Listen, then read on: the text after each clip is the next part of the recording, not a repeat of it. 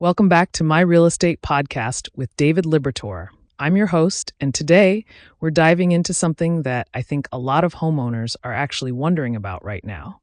We've got David here, and we're talking about how to price your single-family home when the market is stabilizing. David, thanks for being here. Hey, thanks for having me. Yeah, this is such a timely topic because a lot of sellers are kind of in this weird spot right now where prices aren't skyrocketing like they were a few years ago, but they're not crashing either.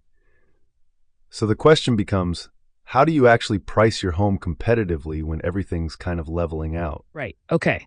So that's the thing that's throwing people off, right? Like, we've had this crazy appreciation period, and now it's stabilizing.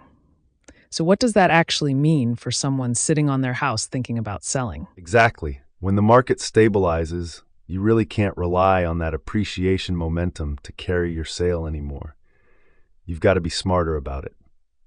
The first thing I tell people is, forget what your neighbor sold their house for 2 years ago. That doesn't matter anymore. You need to look at what's actually selling right now in the current market at the current price point. That's your baseline. Oh, wow. So you're saying people are still anchoring to those old prices in their head? Like they're thinking, well, houses on my street were going for X, so mine should too. All the time. And I get it, it's emotional. But here's the reality.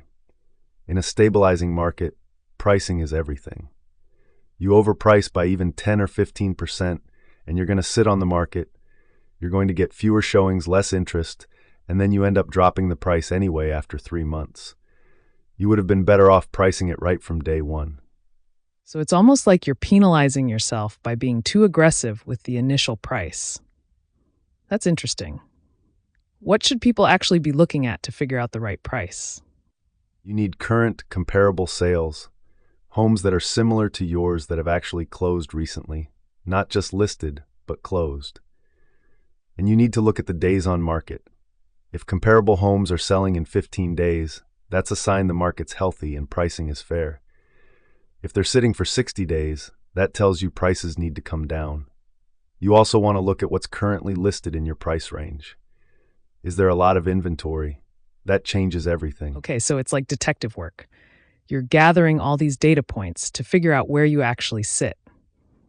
And I'm guessing the other thing is, you probably want to work with someone who knows your local market really well, right? Absolutely. A good agent will pull all that data and show you exactly where your home fits. They'll tell you if you need to be at median price, above it, or below it, based on your home's condition, location, and what's moving. The key is being objective about it, even though it's your home and you're emotionally attached to it. I love that. Being objective about your own property. That's tough to do, but it makes total sense. So if someone's listening right now and they're thinking about selling, what's the one thing you'd tell them to do first? Get a professional market analysis done. Don't guess. Don't ask your friends what they think. Get the data, understand where your home actually sits in the current market, and price it accordingly. When the market stabilizes, that's when pricing discipline really matters. That's great advice, David.